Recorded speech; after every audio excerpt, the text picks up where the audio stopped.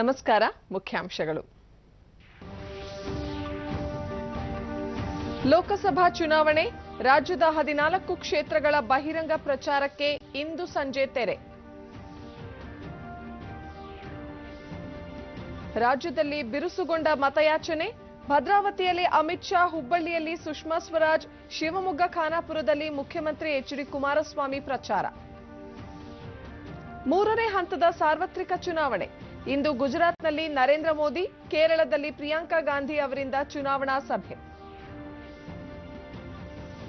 ಅವಹೇಳನಕಾರಿ ಹೇಳಿಕೆಗೆ ಚುನಾವಣಾ ಆಯೋಗದಿಂದ ಕಾಂಗ್ರೆಸ್ ಮುಖಂಡ ನವಜೋತ್ ಸಿಂಗ್ ಸಿಧುಗೆ ನೋಟಿಸ್ ಜಾರಿ, ಉತ್ತರಿಸಲು 24 ಗಂಟೆಗಳ ಗಡುವು. ವಾರ್ತೆಗಳ ವಿವರ. ರಾಜ್ಯದ 14 ಲೋಕಸಭಾ ಕ್ಷೇತ್ರಗಳಿಗೆ ಇದೇ 23ರಂದು ಮತದಾನ ನಡೆಯಲಿದ್ದು, ಬಹಿರಂಗ ಪ್ರಚಾರಕ್ಕೆ ಇಂದು ಸಂಜೆ ತೆರೆ ಬೀಳಲಿದೆ. ಚುನಾವಣೆಯನ್ನು ಮುಕ್ತ ಮತ್ತು ನ್ಯಾಯಸಮ್ಮತವಾಗಿ ನಡೆಸಲು ಚುನಾವಣಾ ಆಯೋಗ ಸಕಲ ಸಿದ್ಧತೆ ಮಾಡಿಕೊಳ್ಳುತ್ತಿದೆ. 14 ಕ್ಷೇತ್ರಗಳಲ್ಲಿ ಚುನಾವಣೆ ಪ್ರಚಾರ ಬಿರುಸುಗೊಂಡಿದ್ದು, ವಿವಿಧ ಪಕ್ಷಗಳ ಮುಖಂಡರು ಅಭ್ಯರ್ಥಿಗಳ ಪರ ಮತಯಾಚನೆಯಲ್ಲಿ ತೊಡಗಿದ್ದಾರೆ. 241 ಅಭ್ಯರ್ಥಿಗಳು ಚುನಾವಣಾ ಕಣದಲ್ಲಿದ್ದು, ಮೇ 23ರಂದು ಮತ ಎಣಿಕೆ ನಡೆಯಲಿದೆ.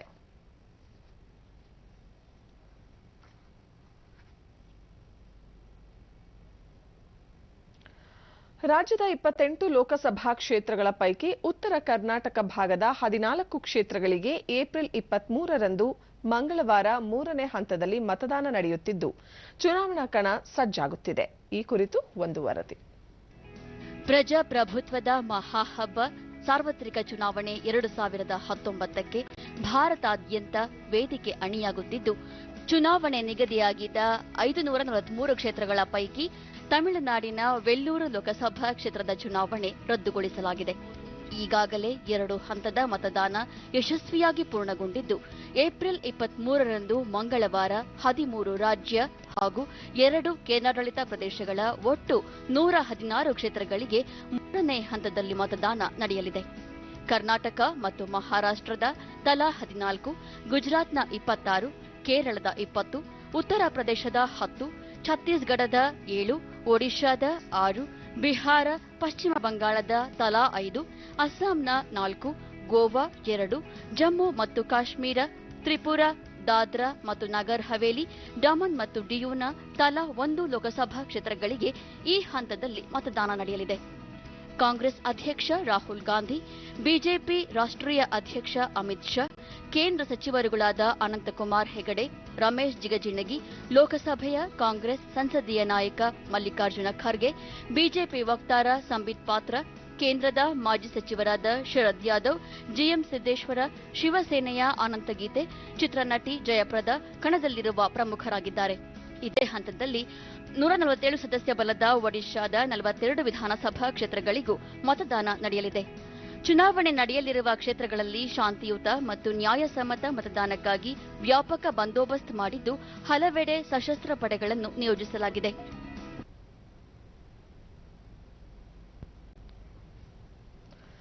ಕೇಂದ್ರ ಸಚಿವೆ ಸುಷ್ಮಾ ಸ್ವರಾಜ್ ಹುಬ್ಬಳ್ಳಿಯಲ್ಲಿ ಸಾರ್ವಜನಿಕ ಸಂವಾದದಲ್ಲಿ ಭಾಗಿಯಾಗಿ ಬಿಜೆಪಿ ಅಭ್ಯರ್ಥಿ ಪರ ಮತ ಯಾಚಿಸಿದರು.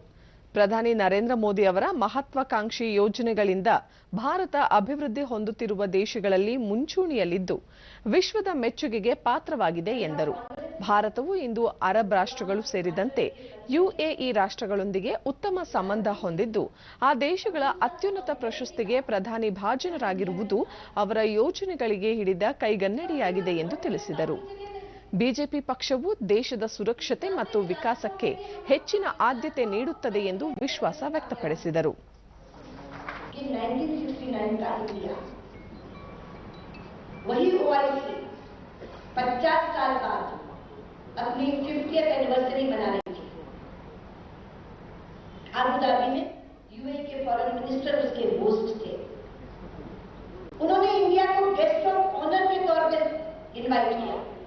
साधारण गेस्ट ऑफ ऑनर के तौर पर मुझे इनवाइट किया।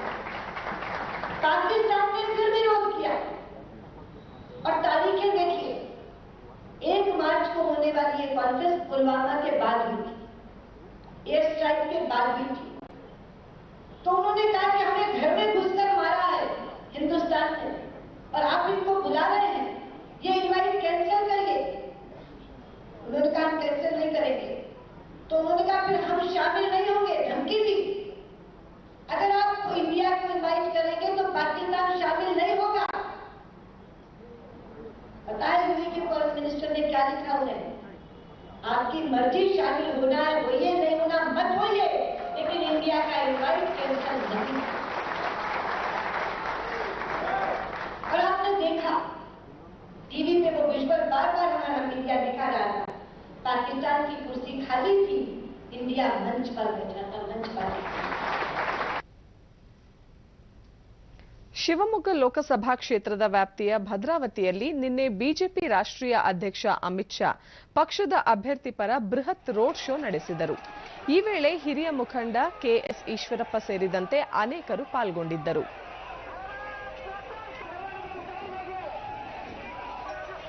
ರೋಡ್ ಶೋ ವೇಳೆ ಮಾತನಾಡಿದ ಅಮಿತ್ ಶಾ, ದೇಶದ ರಾಷ್ಟ್ರೀಯ ಹಿತರಕ್ಷಣೆ ಹಾಗೂ ಭದ್ರತೆ ದೃಷ್ಟಿಯಿಂದ ಬಿಜೆಪಿ ಕೇಂದ್ರದಲ್ಲಿ ಮತ್ತೊಮ್ಮೆ ಅಧಿಕಾರಕ್ಕೆ ಬರಲು ಮತ ಚಲಾಯಿಸಿ ಎಂದರು. ಲೋಕಸಭಾ ಚುನಾವಣೆ ಹಿನ್ನೆಲೆಯಲ್ಲಿ ಮುಖ್ಯಮಂತ್ರಿ ಎಚ್ಡಿ ಕುಮಾರಸ್ವಾಮಿ ಬೆಳಗಾವಿಯ ಖಾನಾಪುರದಲ್ಲಿ ಸಾರ್ವಜನಿಕ ಸಭೆಯನ್ನುದ್ದೇಶಿಸಿ ಭಾಷಣ ಮಾಡಿದರು. ಸಭೆಯಲ್ಲಿ ಮೈತ್ರಿ ಸರ್ಕಾರ ರೈತರ ಕೃಷಿ ಸಾಲ ಮನ್ನಾ ಮಾಡಿರುವುದು ರೈತರ ಕಾಳಜಿಯಿಂದಲೇ ಹೊರತು ಚುನಾವಣೆ ಉದ್ದೇಶದಿಂದಲ್ಲ.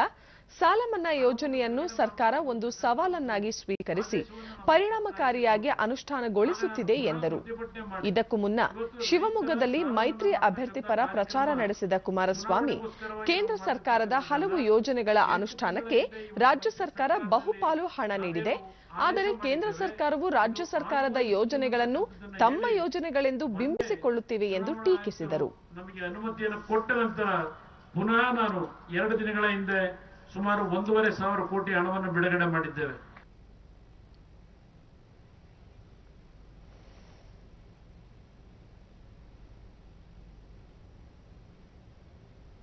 ಇವತ್ತು ಕಂಪ್ಲೀಟ್ ಮಾಡಿ ಮಕ್ಕಳುಗಳಿಗೆ ಅವಕಾಶ ಮಾಡಿಕೊಟ್ಟಿದ್ದು ಕೇಂದ್ರ ಮೂರ್ತಿಗಳನ್ನು. ಇವತ್ತು ಅದೇ ಇದರಲ್ಲಿ ಇವತ್ತು ಸುಮಾರು 1,000 ಕಾಸುಗಳ ಸೇತುವೆಯನ್ನು ಮಾಡೋದಕ್ಕೆ ಇವತ್ತು ಅಲ್ಲಿ ಕ್ರಮ ತಗೊಂಡು ಟೆಂಡರ್ ಕರೆದು ಇವತ್ತು ಆ ಕೆಲಸನ ಪ್ರಾರಂಭ ಮಾಡಿದ್ರು. ಮತ್ತೆ ಜನರೇ ಧಾರವಾಡ ಲೋಕಸಭಾ ಕ್ಷೇತ್ರವನ್ನು ಪ್ರತಿನಿಧಿಸುತ್ತಿರುವ ಸಂಸದ ಪ್ರಹ್ಲಾದ್ ಜೋಶಿ ಯಾವುದೇ ಅಭಿವೃದ್ಧಿ ಕಾರ್ಯ ಕೈಗೊಂಡಿಲ್ಲ ಎಂದು ಕೆಪಿಸಿಸಿ ಅಧ್ಯಕ್ಷ ದಿನೇಶ್ ಗುಂಡೂರಾವ್ ನಿನ್ನೆ ಹುಬ್ಬಳ್ಳಿಯಲ್ಲಿ ಟೀಕಿಸಿದ್ದಾರೆ.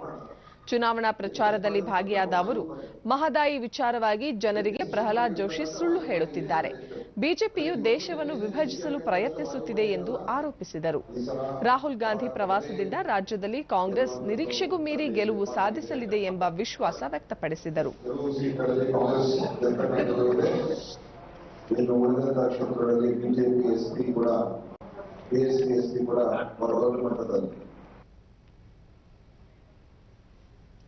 ಮೂರನೇ ಹಂತದ ಲೋಕಸಭಾ ಚುನಾವಣೆಗೆ ವಿವಿಧ ಪಕ್ಷಗಳ ನಾಯಕರು ಬಿರುಸಿನ ಪ್ರಚಾರದಲ್ಲಿ ತೊಡಗಿದ್ದಾರೆ. ಪ್ರಧಾನಿ ನರೇಂದ್ರ ಮೋದಿ ಇಂದು ಗುಜರಾತ್ ಹಾಗೂ ರಾಜಸ್ಥಾನದಲ್ಲಿ ಮತಯಾಚನೆ ಮಾಡಲಿದ್ದಾರೆ. ಗುಜರಾತ್ನ ಪಾಠನ್, ರಾಜಸ್ಥಾನದ ಚಿತ್ತೂರ್ಗಢ್ ಹಾಗೂ ಬಾಡ್ಮೇರ್ನಲ್ಲಿ ಸಾರ್ವಜನಿಕ ಸಭೆಯನ್ನುದ್ದೇಶಿಸಿ ಭಾಷಣ ಮಾಡಲಿದ್ದಾರೆ. ಬಿಜೆಪಿ ರಾಷ್ಟ್ರೀಯ ಅಧ್ಯಕ್ಷ ಅಮಿತ್ ಶಾ ಗುಜರಾತ್ನ ಸನನ್ನಲ್ಲಿ ರೋಡ್ ಶೋ ನಡೆಸಲಿದ್ದಾರೆ.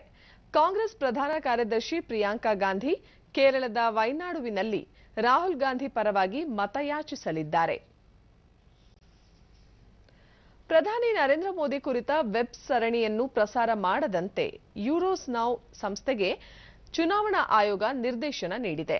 ಏಪ್ರಿಲ್ 10ರಂದು ನರೇಂದ್ರ ಮೋದಿ ಜೀವನಾಧಾರಿತ ಚಲನಚಿತ್ರಕ್ಕೆ ತಡೆ ನೀಡಿರುವ ತನ್ನ ಆದೇಶವು ಈ ವೆಬ್ ಸರಣಿಗೂ ಅನ್ವಯಿಸಲಿದೆ ಎಂದು ಚುನಾವಣಾ ಆಯೋಗ ಹೇಳಿದೆ. ನರೇಂದ್ರ ಮೋದಿ ಪ್ರಧಾನಮಂತ್ರಿ ಸ್ಥಾನದಲ್ಲಿದ್ದು ರಾಜಕೀಯ ಪಕ್ಷದ ನಾಯಕರೂ ಆಗಿದ್ದಾರೆ. ಚುನಾವಣೆ ವೇಳೆ ಅವರ ಕುರಿತ ಸರಣಿ ಪ್ರಸಾರ ಮಾಡಬಾರದು ಎಂದು ಆಯೋಗ ಹೇಳಿದೆ. ರಾಹುಲ್ ಗಾಂಧಿ ಪೌರತ್ವ ಕುರಿತು ಕಾಂಗ್ರೆಸ್ ಸ್ಪಷ್ಟಪಡಿಸಬೇಕು ಎಂದು ಬಿಜೆಪಿ ಒತ್ತಾಯಿಸಿದೆ.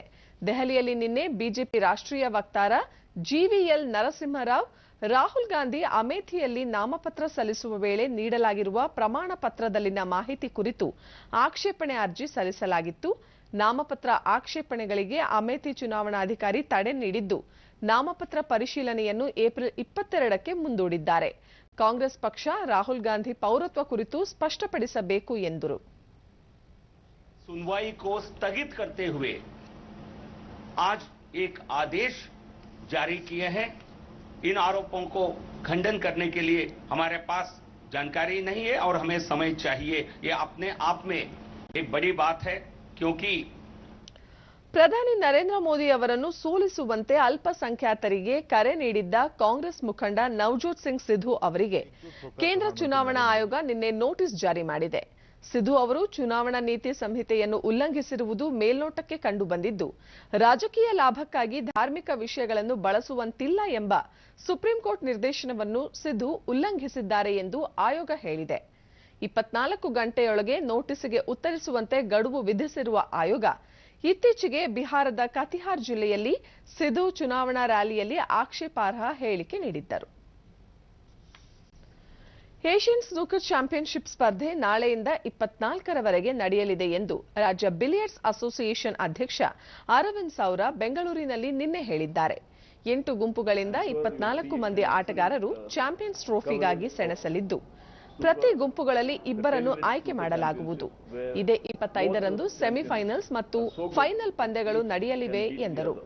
ಬಿಲಿಯರ್ಡ್ಸ್ ಆಟಗಾರ ಪಂಕಜ್ ಅಡ್ವಾಣಿ ಆಟಗಾರರಿಗೆ ಮಹತ್ವದ ಚಾಂಪಿಯನ್ಶಿಪ್ ಪಂದ್ಯಾವಳಿ ಇದಾಗಿದ್ದು, ಎಲ್ಲರ ಗಮನ ಪಂದ್ಯಾವಳಿಯತ್ತ ಕೇಂದ್ರೀಕೃತವಾಗಿದೆ ಎಂದರು.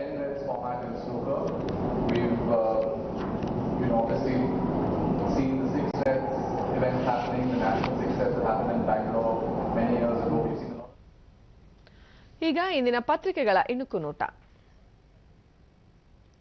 ಉತ್ತರದ ಅಬ್ಬರಕ್ಕೆ ಇಂದು ತೆರೆ, 3 ಪಕ್ಷಗಳಿಂದ ಜಿದ್ದಾಜಿದ್ದಿನ ಪ್ರಚಾರ.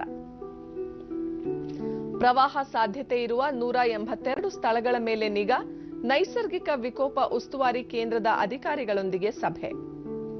ಐಟಿ ಮಿಂಚಿನ ಬೇಟೆ, ಟೈರಿನಲ್ಲಿತ್ತು 2.3 ಕೋಟಿ, ಬೆಂಗಳೂರಿನಿಂದ ಶಿವಮೊಗ್ಗಕ್ಕೆ ಸಾಗಿಸುತ್ತಿದ್ದ ಹಣ ಜಪ್ತಿ. ಬೆಂಗಳೂರು ವಿವಿ 54ನೇ ಘಟಿಕೋತ್ಸವ ನಾಳೆ. 3 ಗೌರವ ಡಾಕ್ಟರೇಟ್, 166 ಪಿಎಚ್ಡಿ, 325 ಚಿನ್ನದ ಪದಕ ಪ್ರದಾನ. ಉಪರಾಷ್ಟ್ರಪತಿ ವೆಂಕಯ್ಯ ನಾಯ್ಡು ಭಾಗಿ. ಏಷ್ಯನ್ ಅಥ್ಲೆಟಿಕ್ಸ್ ಚಾಂಪಿಯನ್ಶಿಪ್ ದೋಹಾದಲ್ಲಿ ಆರಂಭ, ಪದಕ ಬೇಟೆಗೆ ಭಾರತ ಸಜ್ಜು. ಇವು ಇಂದಿನ ಪತ್ರಿಕೆಗಳ ಪ್ರಮುಖ ಸುದ್ದಿ. ಉಳಿದಂತೆ ಹೊಸ ಡಿಎನ್ಬಿ ಡಿಪ್ಲೊಮೊ ಎಂಬಿಬಿಎಸ್ ಪೂರೈಸಿದ ವಿದ್ಯಾರ್ಥಿಗಳಿಗೆ ಅನುಕೂಲ. ರಾಷ್ಟ್ರಪತಿ ಪ್ರಧಾನಿಗೆ ಸಿಬ್ಬಂದಿ ಮೊರೆ, ವೇತನ ಬಾಕಿ ಪಾವತಿ, ತುರ್ತು ನಿಧಿ ಕೋರಿ ಜೆಟ್ ಏರ್ವೇಸ್ ನೌಕರರಿಂದ ಪತ್ರ. ಹಳ್ಳಿ ಸೊಗಡಿನ ಜಾತ್ರೆ ನೆನಪಿಸಿದ ಕರಗ, ಶಕ್ತಿಮಾತೆ ಮಹೋತ್ಸವ ಕಣ್ತುಂಬಿಕೊಂಡ ಲಕ್ಷಾಂತರ ಭಕ್ತರು. ವೀರ ಪೈಲಟ್ ಅಭಿನಂದನ್ಗೆ ಶೀಘ್ರ ಬೆಂಗಳೂರಲ್ಲಿ ಪರೀಕ್ಷೆ, ಅಭಿನಂದನ್ ಹೆಸರು ವೀರ ಚಕ್ರಕ್ಕೆ ಶಿಫಾರಸು. ಚಾಲೆಂಜರ್ಸ್ಗೆ ವಿಂಟೇಜ್ ಚೆನ್ನೈ ಸವಾಲು, ಚಿನ್ನಸ್ವಾಮಿ ಕ್ರೀಡಾಂಗಣದಲ್ಲಿ ಕೊಹ್ಲಿ ಧೋನಿ ಮುಖಾಮುಖಿ ಇಂದು. ಕೊನೆಯಲ್ಲಿ ಮತ್ತೊಮ್ಮೆ ಮುಖ್ಯಾಂಶಗಳು. ಲೋಕಸಭಾ ಚುನಾವಣೆ, ರಾಜ್ಯದ 14 ಕ್ಷೇತ್ರಗಳ ಬಹಿರಂಗ ಪ್ರಚಾರಕ್ಕೆ ಇಂದು ಸಂಜೆ ತೆರೆ. ರಾಜ್ಯದಲ್ಲಿ ಬಿರುಸುಗೊಂಡ ಮತಯಾಚನೆ, ಭದ್ರಾವತಿಯಲ್ಲಿ ಅಮಿತ್ ಶಾ, ಹುಬ್ಬಳ್ಳಿಯಲ್ಲಿ ಸುಷ್ಮಾ ಸ್ವರಾಜ್, ಶಿವಮೊಗ್ಗ ಖಾನಾಪುರದಲ್ಲಿ ಮುಖ್ಯಮಂತ್ರಿ ಎಚ್ಡಿ ಕುಮಾರಸ್ವಾಮಿ ಪ್ರಚಾರ. 3ನೇ ಹಂತದ ಸಾರ್ವತ್ರಿಕ ಚುನಾವಣೆ, ಇಂದು ಗುಜರಾತ್ನಲ್ಲಿ ನರೇಂದ್ರ ಮೋದಿ, ಕೇರಳದಲ್ಲಿ ಪ್ರಿಯಾಂಕಾ ಗಾಂಧಿ ಅವರಿಂದ ಚುನಾವಣಾ ಸಭೆ. ಅವಹೇಳನಕಾರಿ ಹೇಳಿಕೆಗೆ ಚುನಾವಣಾ ಆಯೋಗದಿಂದ ಕಾಂಗ್ರೆಸ್ ಮುಖಂಡ ನವಜೋತ್ ಸಿಂಗ್ ಸಿಧುಗೆ ನೋಟಿಸ್ ಜಾರಿ, ಉತ್ತರಿಸಲು 24 ಗಂಟೆಗಳ ಗಡುವು. ನಮ್ಮ ಮುಂದಿನ ವಾರ್ತಾ ಪ್ರಸಾರ ಬೆಳಗ್ಗೆ 11 ಗಂಟೆಗೆ ಚಂದನದಲ್ಲಿ. ನಮಸ್ಕಾರ.